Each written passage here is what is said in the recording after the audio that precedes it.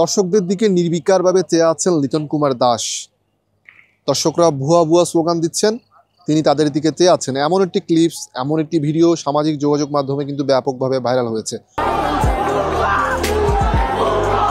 ফ্র্যাঞ্চাইজিগুলো কিন্তু এ নিয়ে নানা মন্তব্য করেছে, লিটনের পক্ষে দাঁড়িয়েছে। কিন্তু আসলে কি ঘটনা ঘটেছে? তার পাশে কিন্তু সাব্বির রহমান ফিল্ডিং করছিলেন।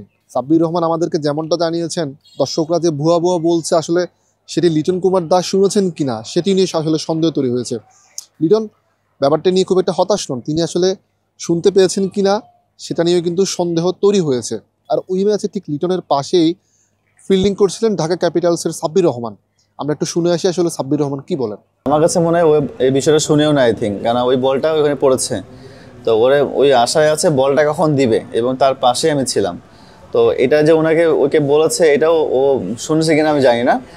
ওই সময় অনেক ক্রাউড ছিল, তবে আমি আর ওই তাকিয়েছিলাম বলের দিকে, ও তাকিয়েছিল বলের দিকে, বলটা কেন গ্যালারি থেকে পাঠাচ্ছে না কেন।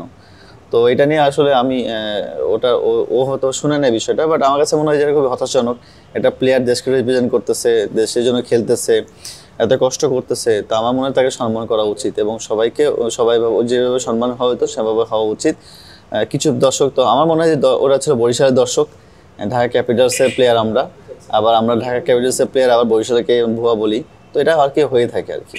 লিটন কুমার দাস হয়তোবা খেলায় মগ্ন ছিলেন, দর্শকরা যে ভুয়া ভুয়া স্লোগান দিচ্ছিল সেটি হয়তোবা তিনি খেয়াল করেননি। তবে এই লিটন ভুয়া ভুয়া স্লোগানকে আসলেই ডিজার্ভ করেন?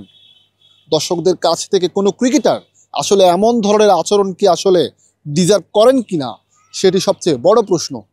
শাহ আব্দুল আল রাহাত, কালের কণ্ঠ স্পোর্টস, জহুর আহমেদ চৌধুরী স্টেডিয়াম, চট্টগ্রাম।